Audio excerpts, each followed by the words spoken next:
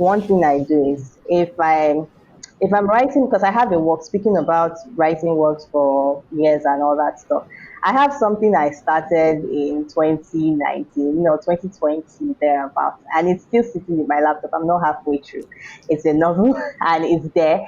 And every time I just keep, developing and developing. So one thing I do is if it's getting to a point, because writing is hard, as much as it's an enjoyable Mm. task, it's a job, and you're basically bringing something to life, so it can get difficult, and you can feel like, okay, I don't even know what I'm doing. You can get to a point in your story and you're just like, okay, none of this makes sense. I want to tear it all down and start again.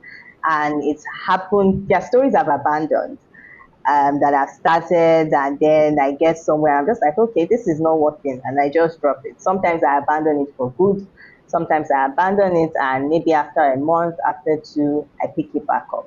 So what I like to do is give it space. I mean, if you need space, you need space. Like you said, it's a relationship.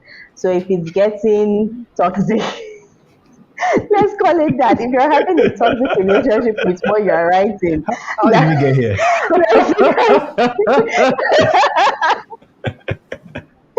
like you no longer, you can't even feel what you're writing anymore, Mm. and you need time apart from it, and when you come back, you have fresher eyes, you have a fresher mindset towards the story you're trying to tell. So for me, really, what I experience is I get writer's block. It's not sometimes I get confused. Maybe I want to rewrite a story, in a way. I've even gotten the notes on how to rewrite it. I've made the notes, or I got someone else to make the notes, and yeah, these notes are it. I need to do it that way. But what's the starting point? How do I go about something that I've written 5,000 words or 10,000 words? Where do I start from with tearing this down and creating it all over again? So there's that issue. I experience that sometimes. I don't know where to start from in rewriting a work or in developing a work. So what I just do sometimes is I give it time. I just leave it. I just let it sleep. There's something I've let sleep now in my computer. I'm just like, I'll come back to it in another 3, 4 days. And I probably would have fresher eyes and a fresher perspective on how to deal with it.